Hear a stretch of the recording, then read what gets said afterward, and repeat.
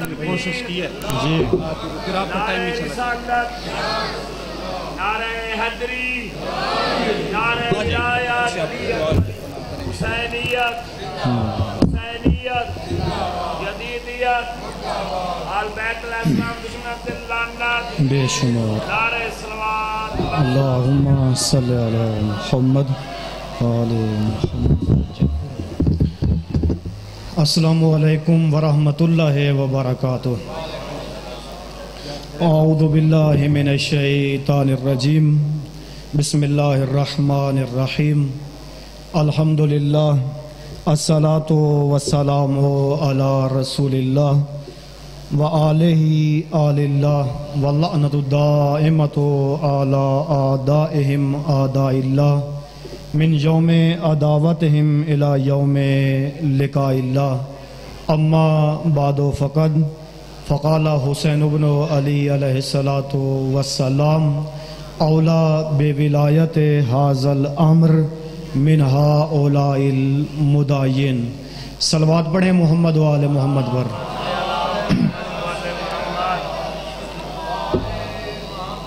دعا ہے کہ اللہ تعالیٰ آپ تمام عزاداروں کا مقام عزاداری پر چل کر آنا اپنی بارگاہ میں قبول فرمائے۔ اللہ تعالیٰ آپ سب کو اجر عظیم عطا فرمائے۔ بانیان کا یہ فرش عذاب بچھایا اللہ تعالیٰ اپنی بارگاہ میں قبول فرمائے۔ خداوند متعال تمام شہداء اسلام کو بالخصوص اس ڈیرہ اسماعیل خان کی سرزمین اور بالاخص کوٹلی امام حسین کے قبرستان میں جو شہداء دفن ہیں، اللہ تعالیٰ ان سب کو شہداء کربلا کے ساتھ محشور فرمائے، اور خداوند متعال جو مومنین بے گناہ اسیر ہیں ان کے رہائی کے اسباب مہیا فرمائے، اور ہمارے ولی برحق امام زمانہ اجل اللہ فرج و شریف کا جلد ظہور فرمائے۔ جناب ذاکر اہل بیت بانی مجلس سمر عباس صاحب اور جمشید شیرازی صاحب، جاوید صاحب، اللہ تعالیٰ ان کی توفیقات خیر میں اضافہ فرمائے۔ تمام دعاؤں کی قبولی کے لیے آپ سب مل کر بآواز بلند صلوات پڑھیں۔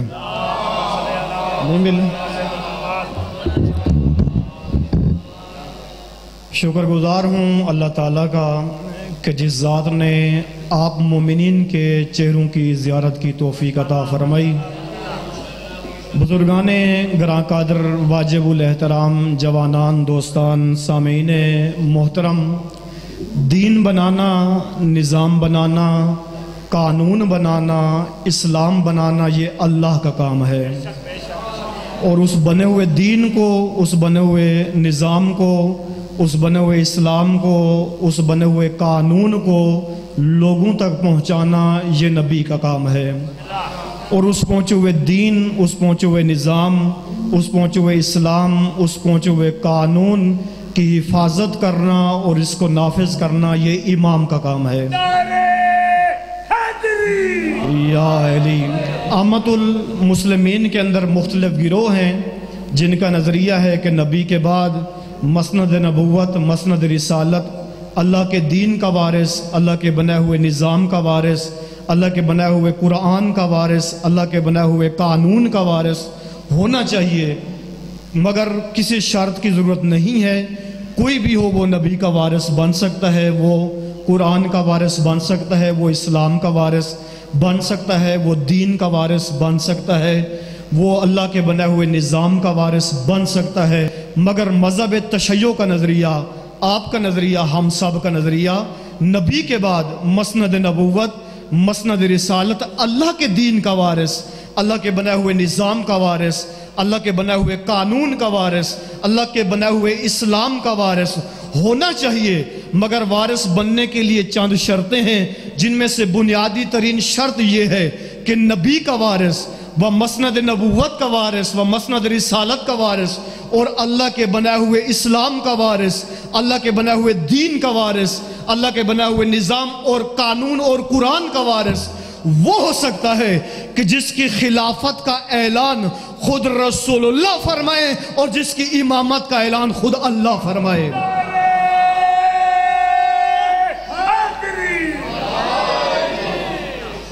میں ظاہر ہے آپ पुराने मोमिन बैठे हैं और इल्म से मोहब्बत करने वाले भी, ज़्यादा देर भी आपको ज़हमत नहीं दूंगा, ज़ाहिर मौसम भी ख़राब और मगरिब भी करीब है। मसनद नबूवत व मसनद रिसालत व अल्लाह के दीन का वारिस वो है कि जिसकी खिलाफत का ऐलान खुद रसूलुल्लाह फरमाए और जिसकी इमामत का ऐलान खुद अल्लाह फरमाए। अल्लाह ताला ने कुरान करीम के अंदर नबी के वारिस व उम्मत के हाकिम, उम्मत के रहबर, उम्मत के पेशवा, उम्मत के इमाम की शर्तें बयान की हैं कि जिसके अंदर ये दो चीज़ें मौजूद हों वो उम्मत का वारिस हो सकता है, वो नबी का वारिस हो सकता है, वो इस्लाम का वारिस हो सकता है, वो अल्लाह के बनाए हुए निज़ाम का वारिस हो सकता है, वो अल्लाह के बनाए हुए कानून का वारिस हो सकता है, वो लोगों का और उम्मत का हाकिम हो सकता है। कहा जिसके अंदर दो चीज़ें मौजूद हों। सूरह बकरा के अंदर आया नंबर 124 में फरमाया बस्ततन फिल इल्म वल जिस्म, जिस बंदे के अंदर सबसे ज्यादा इल्म मौजूद हो और सबसे ज्यादा शुजात मौजूद हो वो नबी का वारिस भी बन सकता है, वो उम्मत का हाकिम और रहनुमा, रहबर और पेशवा भी बन सकता है। अगर पूरी कायनात के अंदर तासुबात की ऐनके उतार कर देखें तो इल्म और शुजात अगर नजर आते हैं तो अली या औलाद अली के अंदर नजर आते हैं। आप थोड़े नहीं हैं, नारा लगा रहे हैं, लेकिन उस तरह से नारा नहीं लग रहा। ये नारा किसी खतीब की हौसला अफजाई के लिए नहीं है, ये किसी खतीब को दाद देने के लिए नहीं है, ये बताने के लिए है कि यहां पर हैदरी बैठे हुए हैं।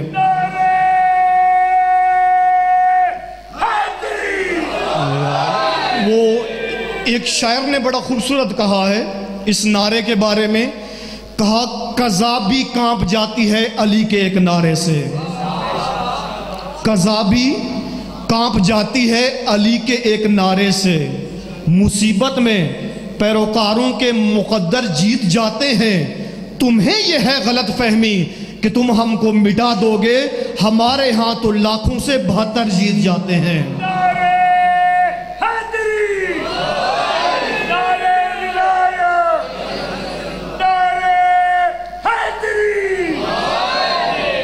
जिस बंदे में दो चीजें मौजूद हों, वो उम्मत का हाकिम, उम्मत का रहबर, उम्मत का पेशवा, इल्म भी हो और शुजात भी हो। अली व औलाद अली इस तारुफ के मोहताज नहीं है कि मैं यहाँ पर उनका इल्म बयान करूँ या शुजात बयान कर लूँ। ये ज़बान कासिर हैं उनकी शुजात व इल्म बयान करने से। फ़कत मैं अली का एक जुमला शुजात का व बहादरी का कह देता हूँ। अक्सर उलमा भी अली की फजीलत बयान करते हैं, शुजात बयान करते हैं, ज़ाकिरीन भी बयान करते हैं, खुतबा भी बयान करते हैं, नुआ खां बयान करते हैं, कसीदा खां बयान करते हैं, लेकिन मैं अली की बहादरी का और शुजात का फ़कत वो जुमला कहता हूँ जो खुद अली ने बयान किया है, अमीरुल मोमिनीन ने खुद बयान किया है। अपनी शुजात के बारे में खुद अली ने बयान किया है।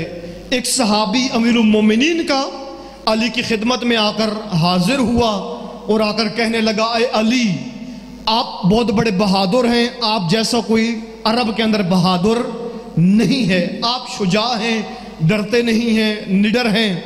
ए अली, लेकिन एक बात है कि मुझे समझ नहीं आती, अरब के जितने भी बड़े बड़े बहादुर लोग हैं, जब वो मैदान में जाने लगते हैं तो बड़ा तेज रफ्तार घोड़ा और मोटा हट्टा कटा घोड़ा चुनते हैं, लेकिन ऐ अली, जब भी आप मैदान में जाने लगते हो तो बड़ा पतला और ज़ईफ से घोड़े का आप इंतखाब करते हो, जो चलता भी बड़ी मुश्किल से है। लेकिन जो बड़े बहादुर लोग होते हैं वो मोटा हट्टा कटा और तेज रफ्तार घोड़ा इंतखाब करते हैं ताकि मैदान में जाएं, अगर दुश्मन के पीछे भागना पड़े मुश्किल ना हो, अगर दुश्मन सर पर आ जाए, दुश्मन से भागना पड़े तब भी मुश्किल ना हो। लेकिन आपका घोड़ा बड़ा ज़ईफ होता है, पतला होता है, चलता भी बड़ी मुश्किल से है। अमीरुल मोमिनीन फरमाते हैं, ऐ अब्दे खुदा, खुदा तुझ पर रहमत करे, मोटा हट्टा कट्टा और तेज रफ्तार घोड़ा उसको ज़रूरत होता है जिसने या मैदान से भागना हो या दुश्मन के पीछे भागना हो। अबू तालिब के बेटे के घोड़े का फ़कत एक काम है کہ علی کو یہاں سے اٹھا کر میدان پہنچا دینا۔ جب ابو طالب کا بیٹا علی میدان میں پہنچتا ہے، نہ تو دشمن کو بھاگنے دیتا ہے، نہ دشمن کے پیچھے بھاگتا ہے۔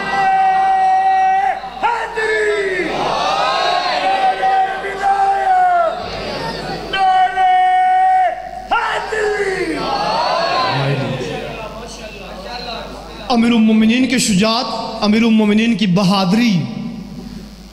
آج کل آپ لوگوں نے دیکھا ہوگا بہت سے لوگ طاقتور بننے کے لیے بہت ساری چیزیں کھاتے ہیں کہ ہم طاقتور بنیں۔ بیوی بیچاری روٹی پکاتی رہتی ہے، یہ تازہ تازہ توڑ کے پیٹ میں ڈالتا ہے طاقتور بننے کے لیے۔ بوریاں کی بوریاں کھا جاتے ہیں، اناج ختم کر ڈالتے ہیں، گرم گرم روٹی کھا کے پیٹ میں ڈالی طاقتور بن رہے ہیں۔ بعض ڈرائی فروٹ کھاتے ہیں، بعض بہت ساری چیزیں استعمال کرتے ہیں، دوسروں کو پھر ڈولے بھی دکھاتے ہیں کہ ہم پہلوان ہیں، بہادر ہیں۔ امیر المومنین کی طاقت کا راز کس چیز کے اندر تھا؟ علامہ اقبال نے کیا خوب کہا تیری خاک میں ہے گر شرر، تو خیال فقر و غنا نہ کر، کہ جہاں میں نان شعیر پر ہے مدار قوت حیدری۔ علامہ اقبال کہتا ہے کہ تم طاقتور بننے کے لیے بہت کچھ کرتے ہو، گرم گرم روٹیاں ہضم کر جاتے ہو، اناج کھا جاتے ہو، بوریاں ہضم کر جاتے ہو، تم طاقتور بننے کے لیے۔ کہا دنیا کے سب سے بڑے طاقتور مرد کی طاقت کا راز کس چیز کے اندر تھا؟ کہا علامہ اقبال نے کہ اگر تمہارے وجود کے اندر اگر غیرت کی ذرہ برابر چنگاری موجود ہے اور تمہارے وجود کے اندر اگر جرت موجود ہے تو میں بتاتا ہوں کہ دنیا کے سب سے بڑے طاقتور مرد کی طاقت کس چیز کے اندر تھی؟ کہا دنیا کے سب سے بڑے طاقتور مرد کی طاقت کا راز جو کی خشک روٹی کے اندر تھا۔ کہا علی جو کی خشک روٹی کھاتے تھے اور مرحب کو للکارتے تھے۔ یا علی، علی جو کی خشک روٹی کھا کر عبدالواد کو للکارتے، علی جو کی خشک روٹی کھا کر قوت الہی سے در خیبر کو اکھاڑتے۔ کہ تم بہت کچھ کر رہے ہو، تمہارے اندر وہ طاقت نظر نہیں آتی۔ اے شیعہ شیر خدا، آپ شیر کے ماننے والے ہو، آپ کسی بھیڑ کے ماننے والے نہیں ہو۔ آپ کو معلوم ہونا چاہیے کہ اللہ تعالیٰ نے جو عوام کے لیے حاکم منتخب کیے، امت کے لیے رہبر و پیشوا، وہ امت کے وارث و دین کے وارث و اسلام کے وارث، ان کی اللہ تعالیٰ نے قرآن کریم کے اندر شرطیں بیان کی، اور خود رسول اللہ نے ان کی ولایت کا اعلان بھی کر دیا کہ یہ ولایت کا سلسلہ رسول تک ختم نہیں ہوگا، بلکہ قیامت آ جائے گی لیکن اولاد علی کی ولایت رہے گی اور یہ سلسلہ باقی رہے گا۔ اور آج بھی ہم ولایت سے باہر نہیں رہ سکتے، اور ولایت کے اندر رہنا ضروری ہے۔ ولایت کس چیز کو کہتے ہیں؟ علی کی ولایت، حسین ابن علی کی ولایت، رسول اللہ کی ولایت۔ آج جو 1200 سال سے پردہ غیبت میں بیٹھ کر خون کے آنسو امام رو رہا ہے، اس مہدی کی ولایت سے کیا مراد ہے؟ ان کی ولایت اگر میں سادہ لفظوں میں کہوں تو ان کی ولایت یہ ہے کہ اگر ایک انسان جو پہلے اپنی مرضی سے زندگی گزارتا تھا، جس محفل میں دل کرتا تھا اسی محفل میں چلا جاتا، جن لوگوں کے ساتھ بیٹھنا نہیں ہوتا تھا ان کے ساتھ بیٹھ جاتا، جس محفل میں جانا نہیں ہوتا تھا اس میں چلا جاتا، جو زبان پر جملے نہیں لانے چاہیے تھے وہ زبان پر لے آتا، جو کچھ سننا نہیں چاہیے تھا وہ سن لیتا ہے۔ لیکن جب علی کی ولایت میں آ گیا اور علی کو اپنا ولی مان لیا اور مہدی کو اپنا ولی مان لیا، تو ان کی ولایت سے مراد یہ ہے کہ یہ بندہ اب اقرار کر رہا ہے کہ پہلے میں اپنی مرضی سے سب کچھ کرتا تھا، اب جب میں نے علی کو اپنا ولی مانا ہے تو اب میرے 5 فٹ اور 6 انچ کے بدن کے اوپر میری مرضی نہیں چلے گی بلکہ علی کی مرضی چلے گی۔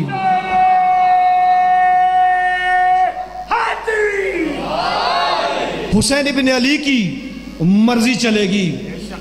اسی امامت کا سلسلہ اور اسی امامت کی کڑی حسین ابن علی ہیں کہ جن کا آج آپ سوگ منانے کے لیے یہاں پر سب جمع ہیں، ہاڑ کا مہینہ شروع ہے۔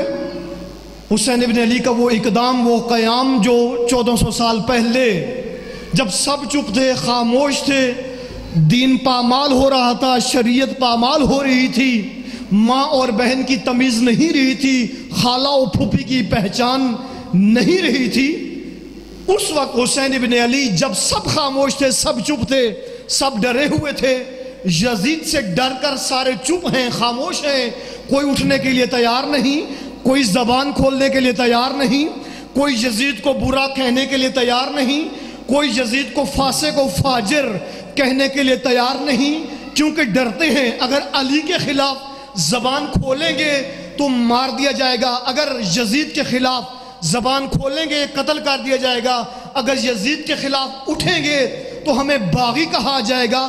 جب سب ڈر کر چپ کر کے امت بیٹھ گئی تھی، اس وقت فرزند علی نواسہ رسول حسین ابن علی میدان کے اندر اترے اور اتر کر کہا، اے امت مصطفیٰ، اگر سب ڈر کر یزید سے چپ بیٹھ سکتے ہیں اور دین کو پامال ہوتا ہوا دیکھ سکتے ہیں تو سن لو، میں نے ایسی ماں کا دودھ پیا ہے جس دودھ کی تاثیر یہ ہے، میں سر تو کٹا سکتا ہوں لیکن جھکا نہیں سکتا۔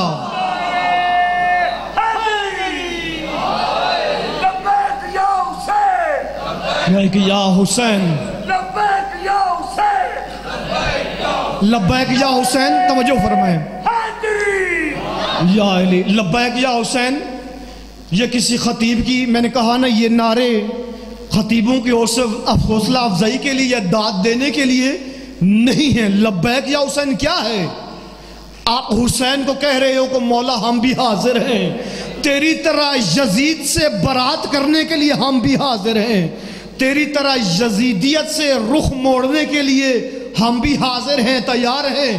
لبیک، حاجی جاتا ہے حج پر، جا کر کیا کہتا ہے؟ لبیک اللہم لبیک، اے اللہ میں آ گیا ہوں، گھر چھوڑ کر آیا ہوں، اولاد چھوڑ کر آیا ہوں، مال و متاع چھوڑ کر آیا ہوں، اپنے اہل حرم کو چھوڑ کر آیا ہوں، زمین جائیداد سب کچھ چھوڑ کر آیا ہوں، دوست چھوڑ کر آیا ہوں، سارے رشتے توڑ کر آیا ہوں۔ لبیک اللہم لبیک، اے اللہ تجھے لبیک کہہ رہا ہوں، تیرے گھر میں آ گیا ہوں، اب جو تو کہے گا ویسا میں بن کر دکھاؤں گا۔ لبیک یا حسین سے کیا مراد ہے؟ اے حسین کا عزادار، تو بھی یہی کہہ رہا ہے، اے مولا حسین، میں گھر چھوڑ کر آ گیا ہوں، میں تیری بارگاہ میں آ گیا ہوں، میں دوستیوں سے، ہر قسم کے نامحرموں سے تعلقات کو توڑ رہا ہوں، کاٹ رہا ہوں۔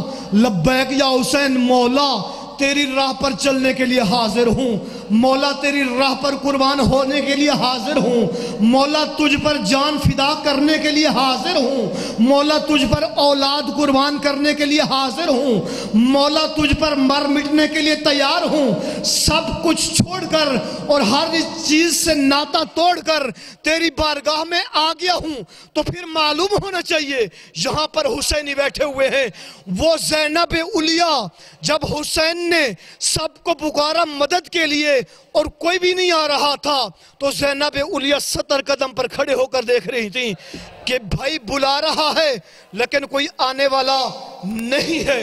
وہ بہن جو 70 قدم پر کھڑے ہو کر کہتی رہی، ذرا ایستا ایستا ضربے چلائیو، میرا بھائیا 3 دن کا پیاسا ہے۔ آج اس بہنہ کو معلوم ہو آج میرا بھائی تنہا نہیں، اور آج زہرہ اطہر کو معلوم ہو جو بقیہ چھوڑ کر آئی اور زخمی پہلو پر ہاتھ رکھ کر اپنے بیٹی کی غریبی کو دیکھا، کہا میرا بیٹا حسین اتنا غریب ہو گیا ہے کہ آج کوئی نصرت کرنے والا نہیں۔ آج اس ماں کو معلوم ہو، آج زہرا کو معلوم ہو، آج میرا بیٹا حسین تنہا نہیں۔ سب مل کر بلند آواز کے ساتھ لبیک یا حسین،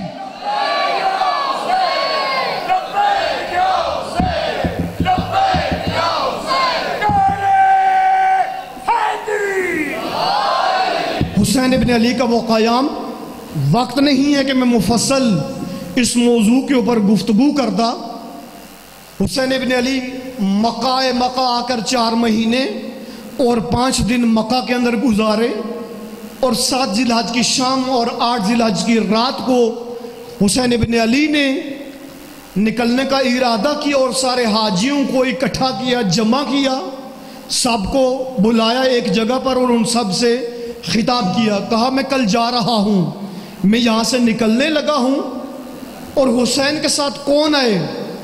حسین کے ساتھ ہر بندہ کہا نہیں آ سکتا، کہا ہو سکتا ہے کسی کے دل کے اندر ہو، وہاں جائیں گے، لڑیں گے، مال غنیمت ملے گا تو ہم مال غنیمت لے کر آئیں گے، ہو سکتا ہے کسی کے یہ ذہن میں ہو کہ وہاں پر بہت سارا جنگ لڑنے کے بعد مال ملے گا اور مال لے کر ہم لوٹ کر آئیں گے۔ کہا نہیں، ایسا نہیں ہے، کہا حسین کے ساتھ فقط وہ ہے جو اپنی گردن کا بہتا ہوا خون دیکھ سکتا ہے، فقط حسین کے ساتھ وہ ہے۔ کہا مال کے لالچ میں حسین کے ساتھ نہ آؤ، کوئی اس وجہ سے حسین کے ساتھ نہ آئے، بلکہ میں نے اس ظلم کے خلاف، اس نظام ستم کے خلاف اور اللہ کے نظام کو پوری امت کے سروں پر نافذ کرنے کے لیے قیام کیا ہے، میرے ساتھ فقط وہ آئے۔ سارے حاجی، سارے نمازی چپ خاموش، اور حسین ابن علی کہتے رہے کہ اے حاجیوں، اے نمازیوں، اب حج کرنے کا وقت نہیں ہے، حج بچانے کا وقت ہے، اب حج بچانے کے لیے اٹھو، نکلو۔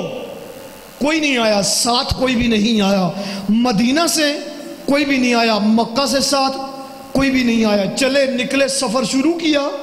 چلتے چلتے راستے میں ایک جگہ پر جا کر قافلہ رکا، اور قافلہ رکنے کے بعد حسین ابن علی نے اپنے خیمے وہاں پر لگائے، اور اپنے خیمے سے مولا باہر نکلے تو دیکھا سامنے ایک خیمہ لگا ہوا ہے۔ امام علیہ السلام اس خیمے کی طرف چل پڑے، جب اس خیمے کے قریب گئے، امام خیمے کے در پر کھڑے ہو کر امام نے آواز دی تو ایک بوڑھی خاتون خیمے کے دروازے پر آئی، تو امام نے پوچھا کیا کوئی تیرے خیمے کے اندر مرد نہیں ہے؟ تو وہ بوڑھی عورت کہنے لگی میرا ایک بیٹا ہے لیکن ابھی وہ خیمے کے اندر نہیں ہے، کیونکہ ہمارے پاس پانی نہیں ہے، میرا بیٹا دور سے پانی لینے کے لیے گیا ہوا ہے، دور سے پانی کا مشکیزہ بھرنے کے لیے گیا ہوا ہے۔ جب امام نے سنا کہ ان کے پاس پانی نہیں ہے تو امام نے وہیں پر کھڑے ہو کر اپنے پاؤں سے زمین پر ٹھوکر ماری، پانی کا چشمہ جاری ہو گیا۔ تو امام علیہ السلام نے فرمایا اے ماں، یہ پانی خود بھی پی لے اور اپنے بیٹے کو جب وہ آئے تو اس بیٹے کو بھی پلا دینا، لیکن اسے اتنا کہنا کہ فلاں جگہ پر زہرا کا لال تیرا انتظار کر رہا ہے۔ آپ توجہ کیجئے گا، اس جوان کا نام ہے وہب کلبی، آپ سب نے اس کا نام سنا ہوگا، کربلا کے اندر شہیدوں میں سے ایک یہ جوان ہے وہب کلبی، کہ جب یہ جوان واپس آیا لوٹ کر پانی کا مشکیزہ جہاں پر لیے ہوئے، جب گھر کے قریب آیا خیمے کے باہر عجیب منظر دیکھا، پانی کا چشمہ جاری ہے، آ کر ماں سے پوچھتا ہے ماں ہم اتنے دن سے یہاں پر ہیں، یہاں پر پانی نہیں تھا اور میں گیا تھا پانی دور سے لینے کے لیے، لیکن اب یہاں پر پانی نظر آ رہا ہے، کیا وجہ ہے کہ یہاں پر پانی کا چشمہ جاری ہے؟ ماں کہنے لگی بیٹا مجھے اور تو کچھ نہیں پتا، ایک نورانی شخصیت آئی ہے جس کا چہرہ 14ویں کے چاند کی طرح چمک رہا تھا، جس کا نام حسین ابن علی تھا، اس نے آ کر آواز دی، میں باہر گئی، اس نے پوچھا کوئی مرد نہیں ہے، میں نے بتایا میرا جوان بیٹا ہے لیکن وہ دور پانی لینے گیا ہے، اس حسین نے زمین پر ٹھوکر ماری، پانی کا چشمہ جاری ہو گیا، تو مجھے اتنا کہا اے ماں یہ پانی خود بھی پیو، بیٹے کو پلانا، اسے اتنا کہنا فلاں جگہ پر زہرا کا لال تیرا انتظار کر رہا ہے۔ اس جوان نے پانی کا مشکیزہ رکھا اور چلنا شروع کیا، صحرا میں ایک لہجہ حسین کی خدمت میں گیا اور اٹھ کر آیا ماں کے پاس اور آ کر ماں کو کہنے لگا اے ماں میں تجھ سے اجازت لینے کے لیے آیا ہوں، اب میں ادھر جاؤں گا جدھر حسین ابن علی جائیں گے، تو میرا سلام ہو اس ماں کے اوپر، اے کربلائی ماں، اے عاشورائی ماں۔ ماں کیا کہتی ہے؟ ماں کہتی ہے اے بیٹا مجھے اتنا بتاؤ کیا حسین اکیلے ہیں؟ تو جوان دیکھ کر کہنے لگا ماں حسین اکیلے نہیں ہیں، حسین ابن علی کے ساتھ پردہ دار بھی ہیں۔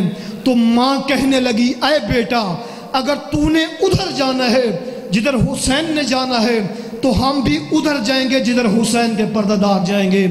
اس ماں نے اپنے جوان بیٹے کو خود اپنے ہاتھوں سے تیار کیا۔ ابھی چند دن ہوئے تھے اس کی شادی کو، وہب کلبی کی شادی کو، ماں نے خود تیار کیا، بیٹے کو تیار کر کے لے آئی امام کے پاس، اور انہوں نے سفر شروع کیا۔ 2 محرم کو کربلا پہنچے، 7 محرم کو پانی بند ہوا، 7 ہاڑ کو، جو آج 7 ہاڑ ہے، 7 ہاڑ کو یا 7 محرم کو پانی بند ہوا۔ 10 محرم کو یہ جوان جب کربلا کے میدان میں جانے لگا، خود ماں نے اپنے ہاتھوں سے اس جوان کو تیار کیا شہادت کے لیے۔ پتہ ہے جوان جائے گا، مارا جائے گا، لیکن ماں ڈری نہیں ہے۔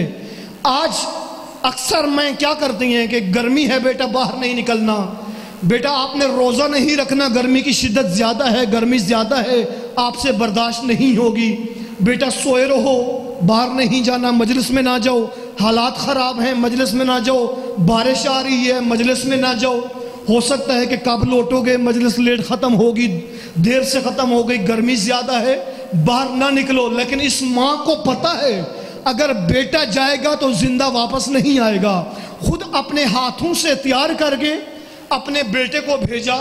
اور یہ جوان جب کربلا کے میدان کے اندر پہنچا، اس جوان نے کئی جہنمیوں کو واصل جہنم کیا۔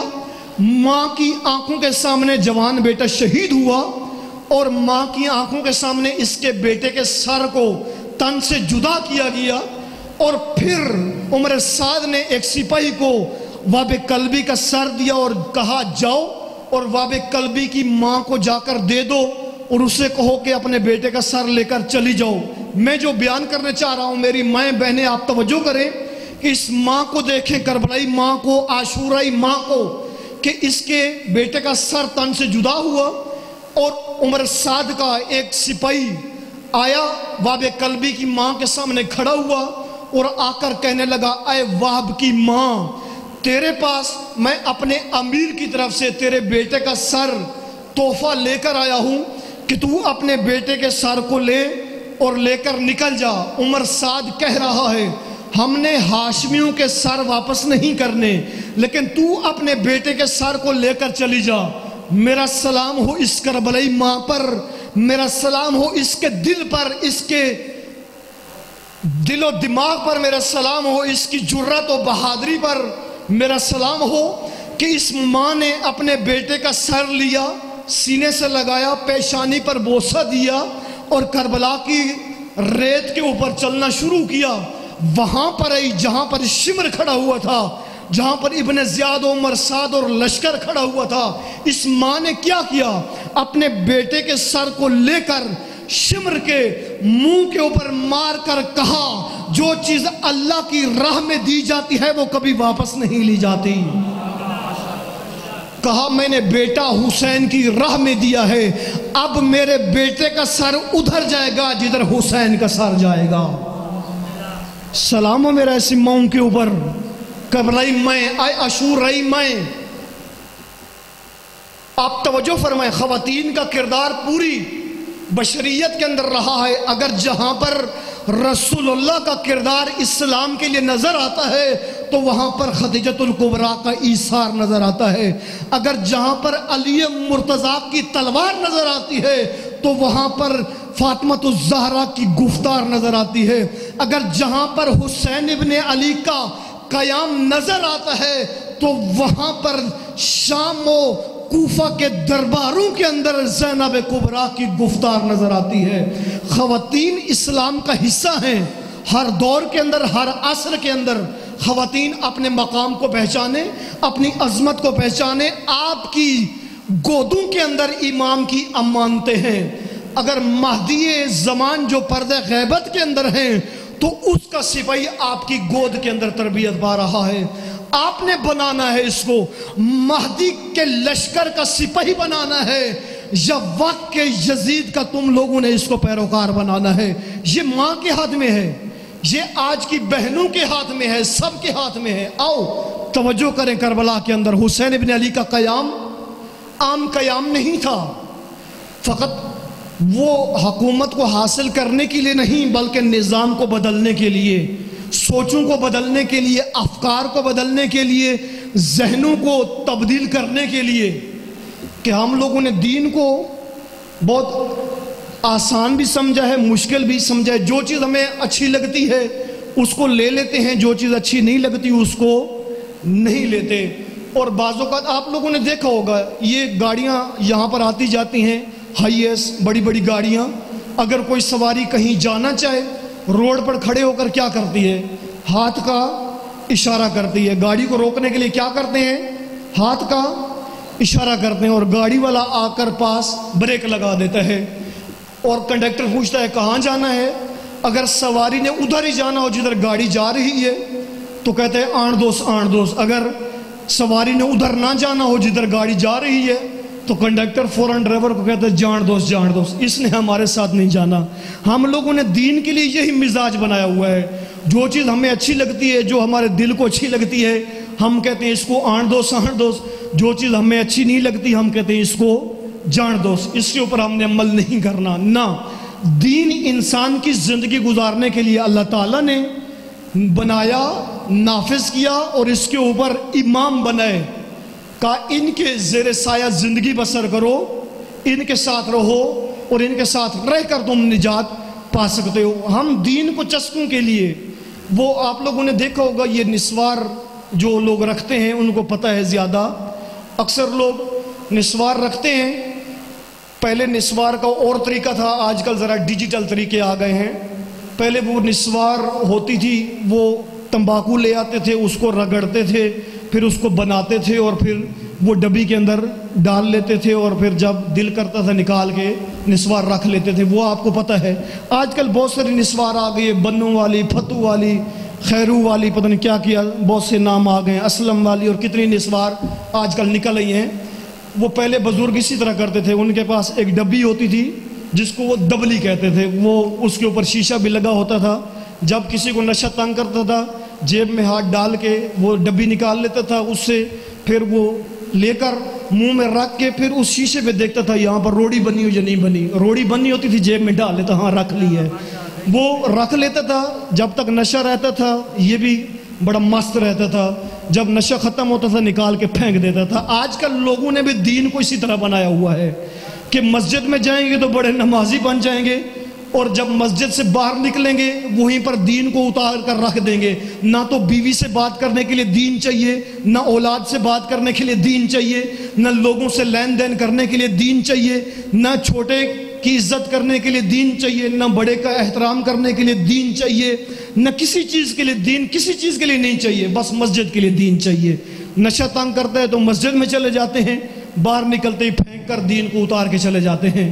وہ اکثر ایسے ہی ہوتا ہے، مجلس میں آئیں گے بڑے مومن ہو جائیں گے، امام بارگاہ پر ہی اتار کے ہر چیز چلے جائیں گے کہ بس اب ضرورت نہیں ہے کسی کے لیے، اور گھر کے لیے نہیں ہے، بیوی کے ساتھ رہنے کے لیے، زندگی گزارنے کے لیے دین نہیں ہے، کسی چیز کے لیے نہیں ہے۔ نہ، دین انسان کو زمین سے اٹھا کر آسمان تک لے جانے کے لیے ہے، اور اللہ تعالیٰ نے اس وجہ سے، اے شیعہ تو خوش قسمت ہے کہ اللہ تعالیٰ نے اس وجہ سے تجھے وہ امام عطا کیے ہیں جو خود کہتے ہوئے نظر آتے ہیں کہ لوگوں ہم زمین سے زیادہ آسمان کے راستے جانتے ہیں۔ ہمارے ساتھ آؤ، ہمارے ساتھ نکلو، ہمارے ساتھ چلو۔ حسین بن علی کا قیام پوری بشریت کے لیے۔ میں آخر میں، قریب وقت ہے مغرب کا، ایک دو جملہ مصائب کا بھی ہو جائے۔ بزرگان آپ توجہ کریں، ایک بہت بڑے مجتہد، ایک بہت بڑے مرجع، وہ بیان کر رہے تھے کہ جب بندہ مرے گا تو اللہ تعالیٰ کہے گا یہ جو بندہ مر رہا ہے اس کے بدن کی تلاشی لو۔ کیوں اس کے بدن کی تلاشی لو؟ اب ظاہر ہے جب انسان مرتا ہے تو اس کے پاس کچھ بھی نہیں ہوتا۔ آپ لوگوں نے دیکھا ہے کہ جب میت کو لے جاتے ہیں تو اس کے دونوں ہاتھ خالی ہوتے ہیں، کچھ بھی اس کے پاس نہیں ہوتا، لیکن اللہ فرمائے گا اس کے بدن کی تلاشی لو۔ کیوں تلاشی لو؟ خدا فرمائے گا اس کے بدن کو ٹیسٹ کرو، تلاشی لو، کیا اس کے بدن کے اوپر کوئی گرم ہوا کے جھونکے کا نشان ہے جو اللہ کے لیے گرم ہوا برداشت کی ہو؟ اس کے بدن کی تلاشی لو، کیا اس کے بدن کے اوپر گرم دھوپ کے نشان موجود ہیں جو اللہ کے لیے دھوپ برداشت کی ہو؟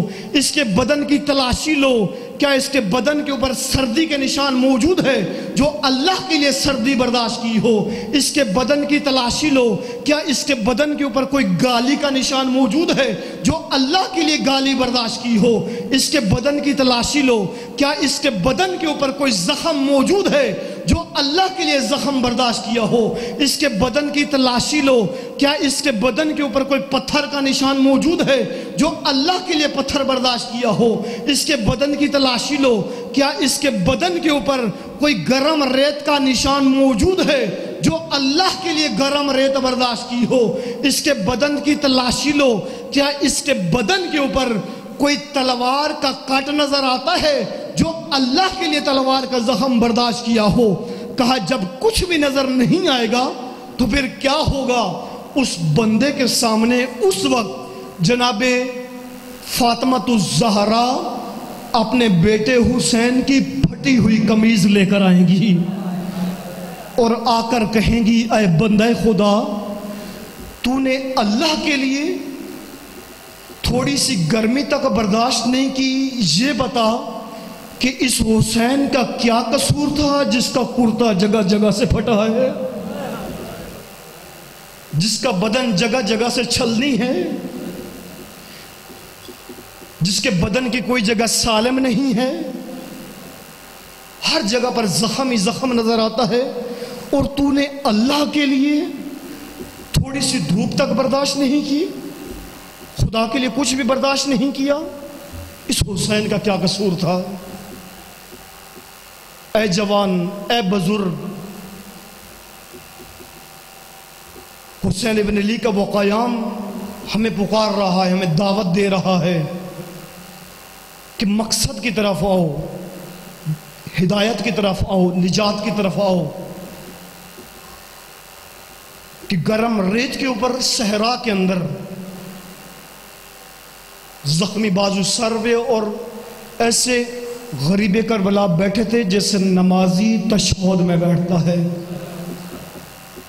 زخمی بازو سروے اور حسرت کی انگلی منہ میں، اور امت کی طرف دیکھ کر فقط اتنا کہہ رہے تھے حل من مغیث یغیثنا، ہے کوئی میری آواز پہ لبیک کہنے والا؟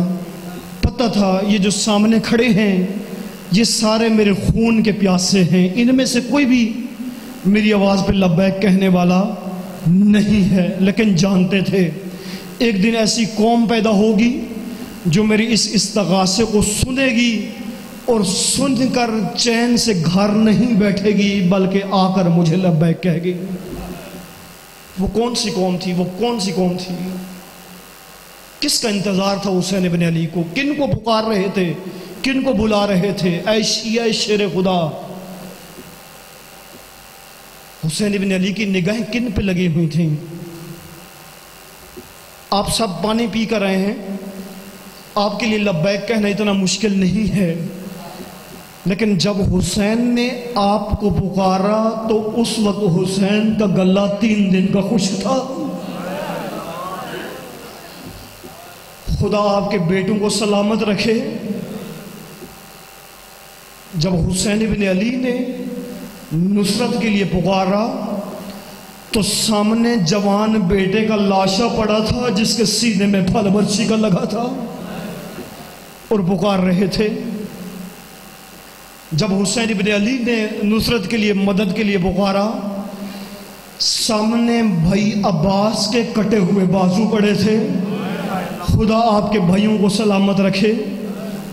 جب حسین نے مدد کے لیے پکارا تو اس کو بہنوں کی چادروں کی فکر بھی تھی۔ خدا آپ کی ماں بہنوں کے پردے سلامت رکھے۔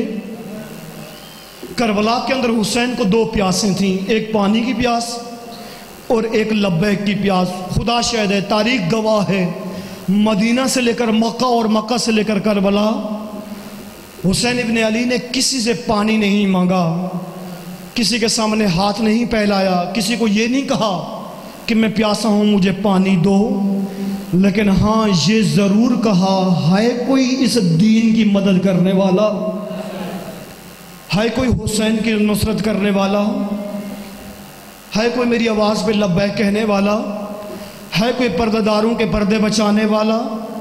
ہے کوئی حرم رسول کا دفاع کرنے والا؟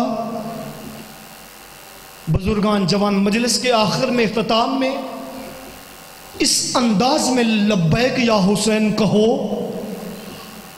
حسین ابن علی کو معلوم ہو آج میں تنہا نہیں، اکیلا نہیں، یہ ڈیرہ اسماعیل خان شہداء کی سرزمین ہے۔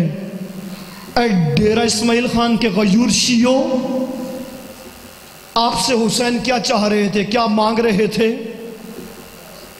آج معلوم ہو بہن کو آج میرا بھائی تنہا نہیں، آج معلوم ہو ماں کو آج میرا بیٹا تنہا نہیں، آج معلوم ہو وقت کی یزیدیت کو کہ آج رائے حسین تنہا نہیں۔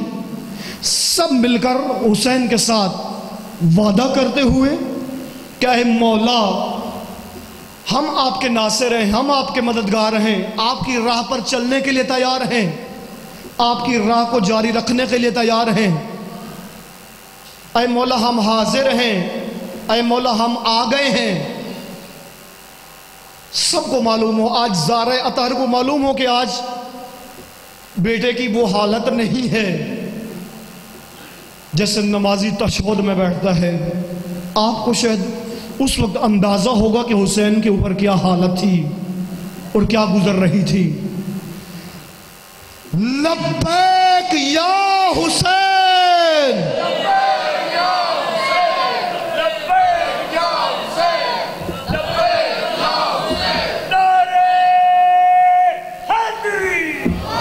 آخری وقت آئے، میں ایک دو جملہ بہنہ کے پاس اور آ کر فقط اتنا کہا کہ اے بہنہ زینب، اگر ہو سکے تو مجھے ایک پرانی پوشاک لا کر دے دیجیے، ایک پرانا کرتا لا کر دیجیے۔ بہنہ لے کر آئیں، بھیا نے پہنا اور پھر جگہ جگہ سے پھاڑنا شروع کیا۔ بی بی پوچھتی ہیں، اے بھیا حسین، یہ قمیض پہلے بھی اتنی پرانی ہے، پھر آپ اس کو جگہ جگہ سے کیوں پھاڑ رہے ہیں؟ کہا، اے بہنہ زینب، میں جانتا ہوں میرا دشمن بڑا کمینہ ہے، میں نہیں چاہتا کہ جب آپ 11 کی رات میری میت کے اوپر آؤ۔ بہنہ زینب، جب آپ میری میت کے اوپر آؤ تو میرا جسم برہنہ پڑا ہوا ہو۔ اے زینب، میں نہیں چاہتا۔ بی بی آگے بڑھی، بھیا کی پیشانی پر بوسہ دیا، پھر رخسار چومے اور کہا، بھیا حسین ذرا آگے آئیے۔ جب آگے آئے، بی بی نے گردن پر بوسہ دینا شروع کیا تو اس وقت پوچھنے لگے، اے بہنہ زینب، آپ نے پہلے تو کبھی ایسا پیار نہیں کیا، کبھی آپ نے گردن پر بوسہ نہیں دیا۔ کہا، اے بھیا حسین، مجھے ماں زہرا کی وصیت تھی، جب تیرا بھائی 10 محرم کو کربلا کے میدان میں جانے لگے تو اس کی گردن پر بوسے دینا، کیونکہ اس کی گردن پر کند خنجر نہ چلنا۔ معلوم نہیں زینب کے اوپر کیا گزر رہی ہوگی۔ بھیا الوداع کرنے لگے، بہن سے الوداع ہوئے اور اپنے بیٹے بیمار کے پاس آئے۔ جب بیمار کربلا نے امام کو اس حالت میں دیکھا تو کہنے لگے، اے بابا جان، آپ مجھے اجازت دیں، میں جاتا ہوں، آپ رک جائیں۔ کہا، اے بیٹا سجاد، آپ نے تو جہاد اکبر کرنا ہے۔ کہا، اے بابا، وہ جہاد اکبر کون سا ہے؟ کہا، اے بیٹا سجاد، میں ساتھ ہوں، بہنیں ساتھ ہوں، پھوپھیاں ساتھ ہوں، اور ان کے سر کے بال کھلے ہوئے ہوں، اور شرابیوں کا مجمع ہو، اور وہ کہہ رہی ہوں، واہ حجابہ، واہ حجابہ۔ اے بیٹا سجاد، یہ جہاد اکبر ہے۔ بیٹے کو وداع کیا، فقط آخری وداع پڑھنے لگا ہوں، پوری شہادت نہیں پڑھتا۔ جب آئے رہوار کے اوپر سوار ہوئے، ذوالجناح پر سوار ہوئے، ذوالجناح کو ایڑ لگئی لیکن ذوالجناح نے حرکت نہیں کی۔ کہا اے میرے ذوالجناب میں جانتا ہوں تو بڑا تھکا ہوا ہے، تو سارا دن کے لاشیں اٹھا اٹھا کر تھکا ہوا ہے، تو نے اکبر کا لاشا اٹھانے میں مدد کی، تو نے قاسم کا لاشا اٹھانے میں مدد کی، اے ذوالجناح میں یہ نہیں کہتا کہ مجھے واپس لے آنا، فقط ایک دفعہ لے جا پھر واپس لے کر نہ آنا۔ لیکن ذوالجناح نے حرکت نہیں کی، نیچے دیکھا کیا منظر ہے، 4 سالہ بیٹی ہے جس نے ذوالجناح کی ٹانگوں میں اپنی بہیں ڈالی ہے اور کہہ رہی ہے یا ابل جواد، اے میرے بابا کے گھوڑے میرے بابا کو نہ لے جانا، میں دیکھ رہی ہوں جو بھی گیا ہے واپس نہیں آیا۔ گھوڑے سے اتر کر بیٹی کو سینے سے لگایا، کہا بیٹا سکینہ نہ خود رو نہ مجھے رلا، اے بیٹا تو نے تو شام میں رونا ہے۔ وَسَيَعْلَمُ الَّذِينَ يَنْقَلِبُونَ پروردگارہ محمد و آل محمد کی عزت و عظمت کا واسطہ بانیان کا یہ فرش عذاب بچھایا اپنی بارگاہ میں قبول فرما۔ کریم اللہ محمد و آل محمد کی عزت و عظمت کا واسطہ جتنے بزرگان جہاں پر تشریف فرما ہیں، مرد و خواتین، کریم اللہ ان کے دلوں کے اندر جو بھی نیک حاجات ہیں تیری ذات بہتر جانتی ہے، پروردگارہ ان کی تمام تر دعائیں قبول فرما۔ پروردگارہ جو بے اولاد ہیں ان کی گود آباد فرما۔ پروردگارہ ولی برحق امام کا جلد ظہور فرما۔ کریم اللہ ہم صاحب کو امام زمانہ کے قدموں میں شہادت نصیب فرما۔ بھائی سمر عباس، جمشید شیرازی صاحب، جوید شاہ صاحب، کریم اللہ ان کو رزق حلال وسیع عطا فرما۔ کریم اللہ محمد و آل محمد کی عزت و عظمت کا واسطہ ان کی نیک دلی حاجات و دعائیں قبول فرما۔ تمام تر دعاؤں کی قبولی کے لیے آپ سب اپنی سلامتی کے لیے مجلس کی شرف قبولیت کے لیے مل کر بآواز بلند صلوات۔ محمد نعرہ حیدری۔ مومنین اکرام، کل تھلا پیر بموشات مجلس اعزاز سی جندے ملک پاکستان دی نامور شخصیت شہباز پاکستان قاری القصائد ذاکر چودھری اجاز حسین جھنوی صاحب خطاب فرمیسن، ٹھیک 9 جو خطاب فرمیسن مومنین کو شرکت دی اپیل کی تیویندی شرکت فرما کے ثواب دارین حاصل کرو۔ رات 9 بجے 9 بجے ہاں